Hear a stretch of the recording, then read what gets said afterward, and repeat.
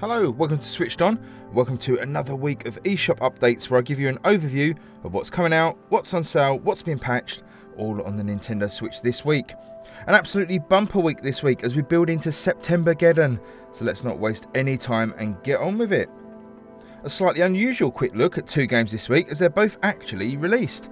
Both Bulletstorm and Risk of Rain 2 were surprise released on Friday from Gearbox and are both actually very good games. First up, Bulletstorm is a port of a 2011 game released on the last gen of consoles and is an unashamedly violent and crass first-person shooter where stylish kills are the order of the day, and in a week that saw the brilliant Astral Chain released, you used a similar glowing blue chain like the one in that game to grab and grapple your way around the levels.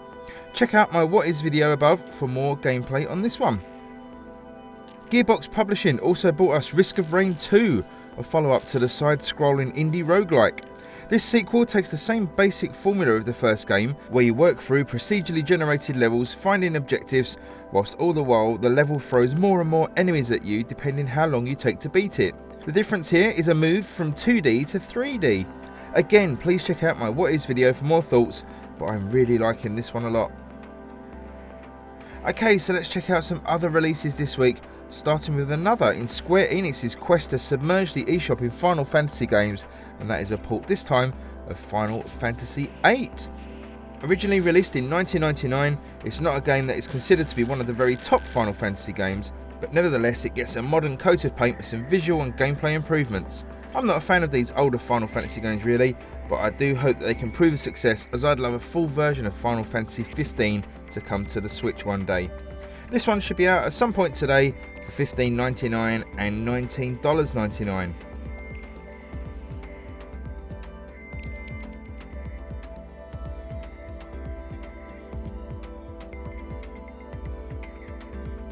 Next up is another game strongly tied to the PlayStation era, and that is Spyro Reignited, which is a compilation of the first three original Spyro games, the first of which was released way back in 1998. The three games are given the full remaster treatment here, moving the game to the Unreal Engine, updating the graphics and remapping the controls to appease a more modern audience.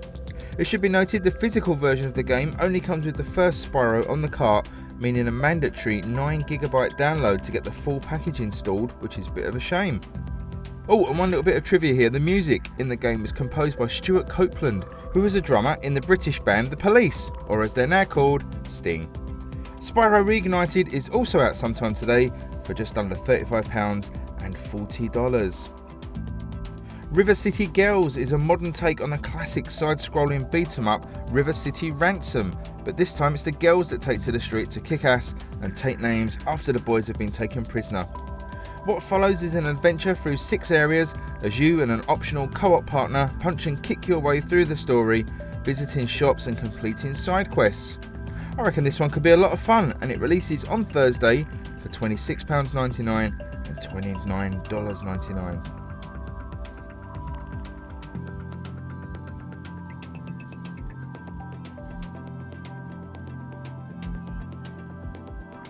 Now, just before I get to this week's main games, a quick mention to The Creature in the Well. This is an indie game a lot of people seem hyped for and looks like a cross between Hyper Light Drifter and Pinball Dreams. Now, I love pinball, but I don't like it as a mechanic in games, so I'm going to be skipping this one, but if you've been waiting for it, it's out on Friday for $13.49 and $14.99. So I've picked up 2 games to double head this week's main feature, and the first up is the Diablo-like Torchlight 2 from Runic Games, but more importantly, this port has been handled by the excellent Panic Button. Now, I never got round to playing the sequel after dabbling with the original game on the PC, so as I'm a bit of a fan of action RPGs, I'm really looking forward to this one. I must say though, after doing some research on it, it looks incredibly similar in gameplay style to Diablo 3, so I'm not sure why you wouldn't just play Diablo, but I guess at a third of the price, it's a good option for those on a budget. I am hoping to review this one, but if not, it's out tomorrow for £17.99 and just under $20, and I'll be sticking up a video on it as soon as I can.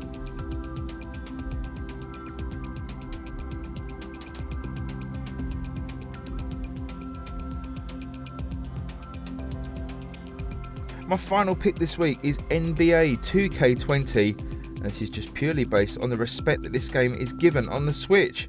I own both the 18 and 19 incarnations, and whilst 18 had a few technical niggles, it was still a good game, but 19 pretty much improved on every way, and it's a technical marvel that it looks and plays as well as it does on the Switch. Not only is NBA 2K19 probably the best sports game on the Switch, it's also one of the better games in the entire Switch library, so I'm expecting more of the same when 2K20 releases on Friday for the AAA price of just under £50 and $60.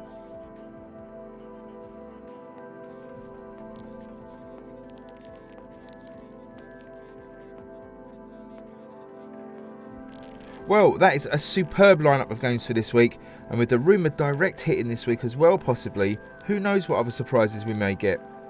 So it's time to have a look at some games on sale, and I'm going to try another slight tweak in the formula this week and list 5 games coming off sale this week, but also 5 games that went on sale in the past week that you might have missed. So firstly, here are 5 games that are going to be going up in price in the next 7 days.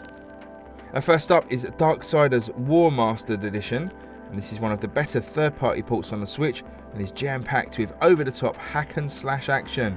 Pretty decent, 20% off this one until the 5th of September, seeing it available at just £21.59 and $23.59.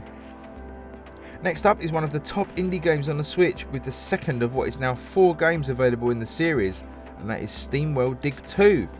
This excellent adventure RPG is absolutely worth your time, and with a deep 50% off, making it £7.49 until the 12th and $9.99 until the 5th, it's also worth your money. Battle Chasers Night War feels like one of those games that never gets the credit it deserves on the Switch. A beautiful looking JRPG with an excellent combat system and top production values. A huge 50% off this one right now, also until the 5th of September, making it £17.49 and $19.99. Please remember, don't sleep on this one, it really is excellent. The Switch isn't lacking in shoot 'em ups, and one of the better ones is Ikaruga, and it's available until Sunday the 8th for just £8.99 and $9.99, which represents a third off. Excellent value for a brilliant game. Finally, I've saved the best till last, and that is one of my all-time favourite Switch games, and that's the indie smash The Binding of Isaac. This top-down twin-stick shooter roguelike has a huge 50% off, making it £17.99 and $19.99. Now, I paid £35 for this back in the day, and I have zero regrets given the hours and hours that I've put into it. Every Switch owner should consider having this in their library, and again, you have until Sunday the 8th to grab it at this lower price. So now a quick look at 5 games that have gone on sale this week, and you have to be quick for these first 2, as the rock-hard platformer The End Is Nigh and the futuristic racing game Redout both went on sale, but both go up to their original price sometime today. Hopefully it's not too late to grab one of these, with The End in Nigh particularly having a very deep 67% off, looking good value there.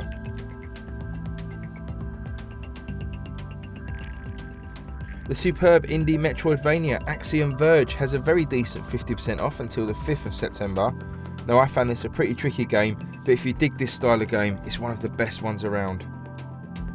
An interesting hybrid of Civilization 6, RPG style storytelling, and a deep and interesting card combat system next, as Thea the Awakening sees a very nice 40% off until the 12th of September, making it just under £10 and just over $10. Highly recommend this one if you like strategy games, or even board game fans will dig this one. Finally, the superb first-person shooter Rico has gone on sale with 20% off until the 12th, making it around £14 and $16. This is a really stylish shooter that's also seen excellent updates from a caring developer, and it really deserves picking up. Well, there you are. I do hope this format is more useful. Please let me know in the comments below what you thought, as the whole point of this video really is giving you guys some useful information that you can use. Talking of which, there have been some updates dropping this week that are worth mentioning, and the first of which is a bit of an odd one to mention, as it's an update to a demo on the Switch. But what a demo! The 10-hour demo for Dragon Quest XI has just been patched to stop some crashing problems and a few other minor fixes. Give this one an update if you're planning to play it before the full game launches later on in September-geddon. The latest Double Fine game, Rad, has also been updated to tweak the performance and graphical look of the game, both of which have received some criticism on launch. I've not played much of this one yet, but I may do a what is on this one very soon. Finally, Marvel Ultimate Alliance received a new update with new characters Cyclops and Colossus being added, as well as some new costumes and a new rift being made available. But there we go, what an update that was. Please subscribe if you found this video useful and hit the like button too if you would be so kind. I'm looking forward to all these releases this week and also that potential direct, of course. It looks like being an amazing couple of months for Switch owners for sure, so remember to stay switched on. Enjoy your week everybody, and I will see you on the next video. Bye bye.